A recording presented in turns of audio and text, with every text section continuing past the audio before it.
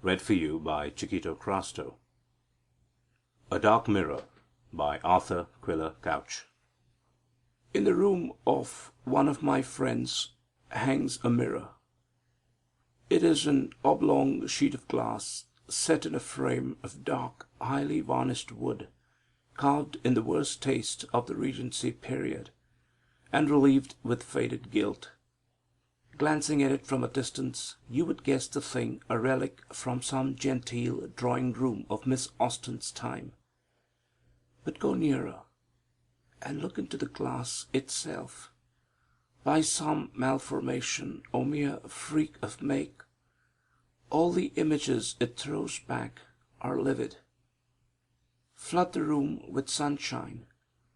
Stand before this glass with youth and hot blood tingling on your cheeks, and the glass will give back neither sun nor color, but your own face, blue and dead, and behind it a horror of inscrutable shadow.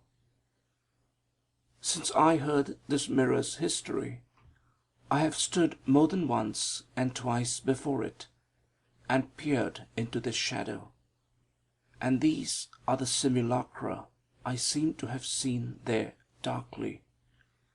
I have seen a bleak stone parsonage, hemmed in on two sides by a graveyard, and behind for many miles nothing but sombre moors climbing and stretching away. I have heard the winds moaning and wuthering night and morning, among the gravestones and around the angles of the house, and crossing the threshold. I know by instinct that this mirror will stand over the mantelpiece in the bare room to the left. I know also to whom those four suppressed voices will belong that greet me while yet my hand is on the latch.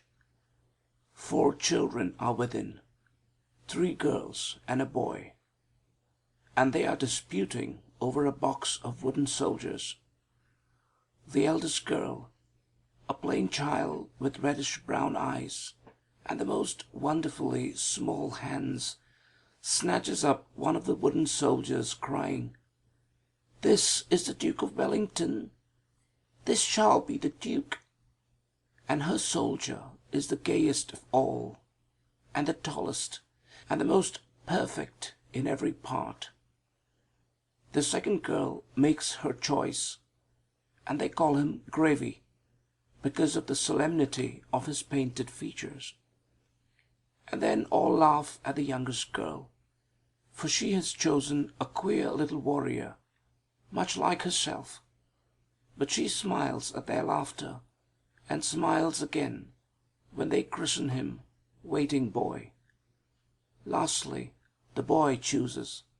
He is handsomer than his sisters, and is their hope and pride, and has a massive brow, and a mouth well formed though a trifle loose. His soldier shall be called Bonaparte. Though the door is closed between us, I can see these motherless children under the same blue mirror, the glass that had helped to pale the blood on their mother's face after she left the warm Cornish sea that was her home, and came to settle and die in this bleak exile. Some of her books are in the little bookcase here. They were sent round from the west by sea, and met with shipwreck.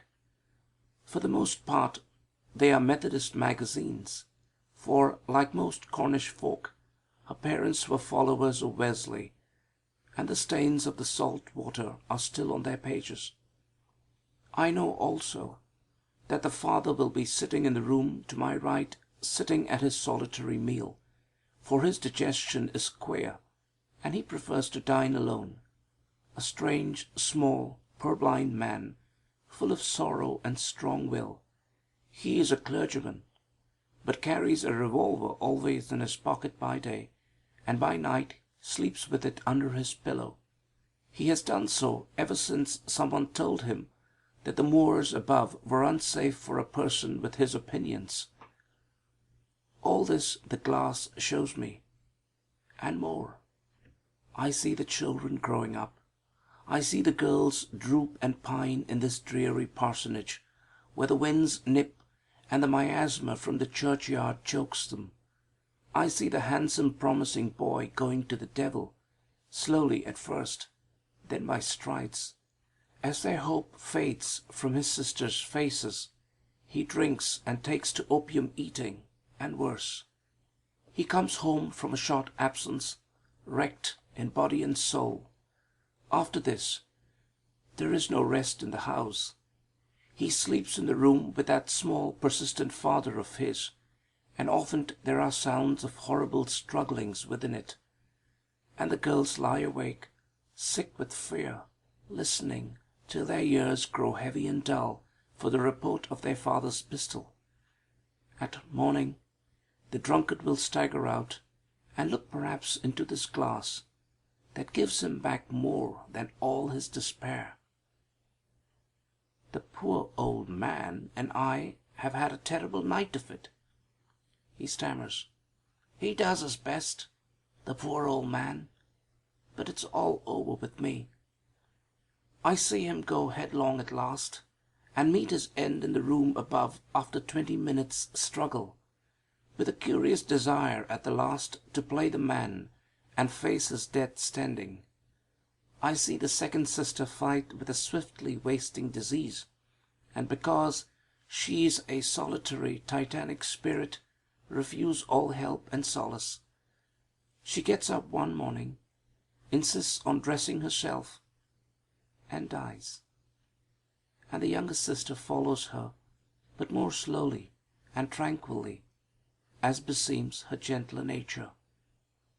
2 only are left now, the queer father and the eldest of the 4 children, the reddish-eyed girl with the small hands, the girl who never talked hopefully. Fame has come to her and to her dead sisters, for looking from childhood into this livid glass that reflected their world, they have peopled it with strange spirits. Men and women in the real world recognize the awful power of these spirits without understanding them, not having been brought up themselves in front of this mirror. But the survivor knows the mirror too well. Mademoiselle, vous êtes triste? Monsieur, j'en ai bien le droit. With a last look, I see into the small commonplace church that lies just below the parsonage, and on a tablet by the altar I read a list of many names, and the last is that of Charlotte Bronte. End of A Dark Mirror by Arthur Quiller-Couch. Read for you by Chiquito Crasto, Birmingham, Alabama.